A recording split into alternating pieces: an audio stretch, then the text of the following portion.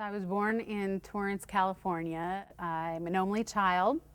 My parents are still married today. I grew up in a private Christian school, and when I was about 5 years old, I started performing in the school plays and singing the songs with the different Bible characters that they would present to us and teach us about biblical concepts. So from a young age, I learned about the Bible, but I learned over the years that being educated on the subject and connecting to the subject in a relationship is a totally different thing. My family's very close, very close. I am definitely the apple of my parents' eye. When I was about 12 years old, we moved from Torrance to Simi Valley, and those friends that I had made such a close bond with, that had become my life because I didn't have my own siblings, were left behind. And all I was left with were my parents, who, of course, I was having these feelings towards and not talking to them about. You're taking me away from my friends, you're taking me far away from my grandma and my other family. And when I got to Simi Valley, I didn't bond very easily with the students there. I was not brought up a super rich and wealthy kid, and that seemed to be the majority of what was on our campus, and a lot of attitudes came with that and cliques came with that, and I wasn't easily fitting in anywhere. It was about the age of 14 that my parents knew for a while something was really wrong with me, something I wasn't acting like your normal teenager would. A lot of sadness, and looking at my life, I couldn't explain it because all in all, I was taken care of. There was a roof over my head, there was food in my stomach, there was everything I needed in life, or so I thought. And I just felt so alone. I felt like I couldn't talk to my parents. I didn't really know why.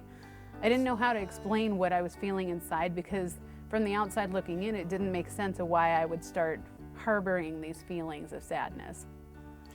And so at age 14, they had sent me to a church camp, hoping I would bond with the kids and thinking maybe I would find some spiritual fitness there. And I didn't want to go at first. I really kept resisting going at all. And then I kind of devised a plan. I was giving up on myself. I was giving up and getting upset with, why do I feel the way I feel? Why can't I express myself? Why am I sad all the time and lonely all the time when there's people around me? I just can't connect with anyone. I was missing a relationship of some sort. And so I decided I was going to go to the camp that my parents suggested so that I could end my life there, so that my parents wouldn't have to be the ones to find me. I went up to that camp, and I remember talking to a counselor and telling that counselor how incredibly emotional I was, how upset I was.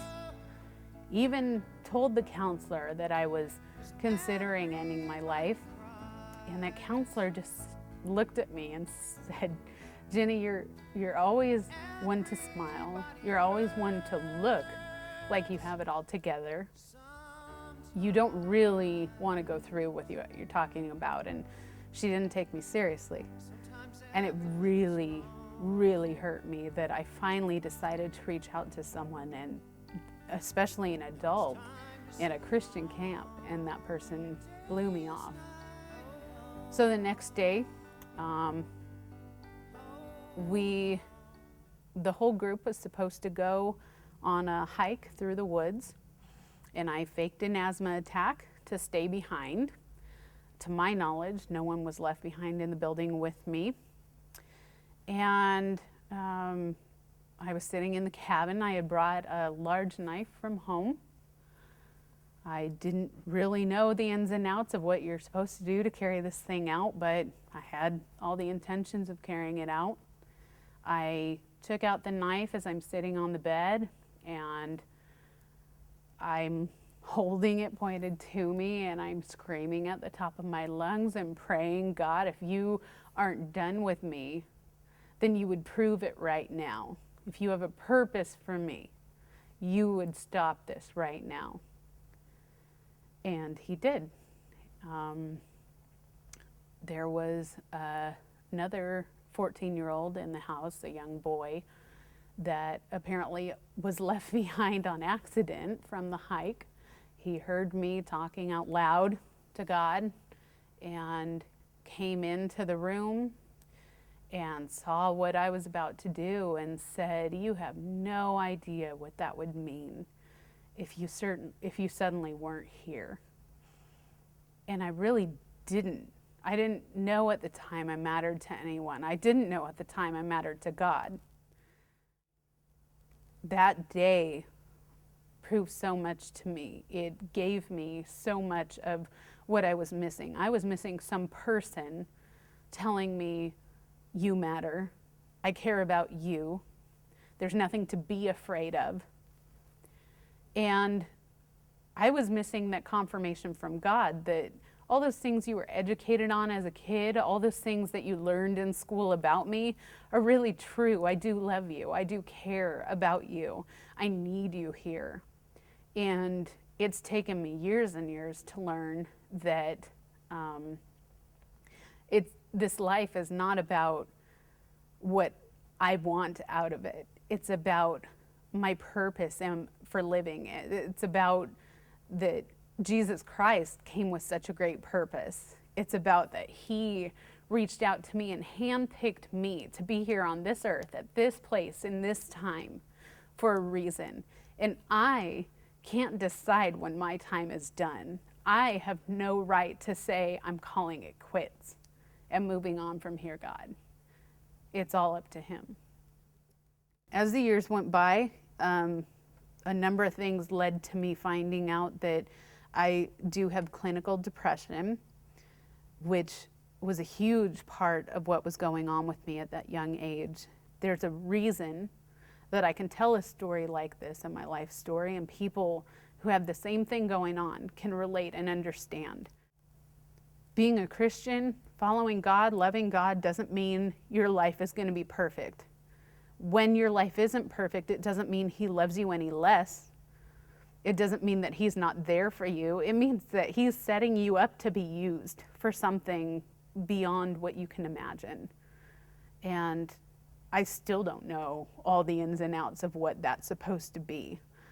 But I can tell you, I've talked to teenagers that relate and understand and say, that's exactly feelings that I've had, and I don't understand why I'm so upset. I didn't understand why I was so sad. But thank you for telling me that there's hope to come after it.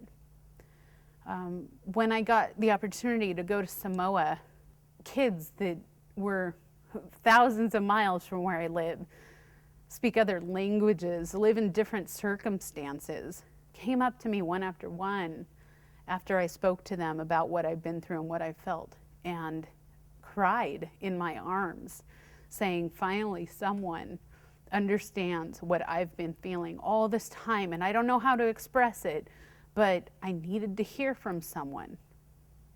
And so I know that's why God wants me to share my story. I don't know who all he wants me to share my story with, but I know it's supposed to be heard.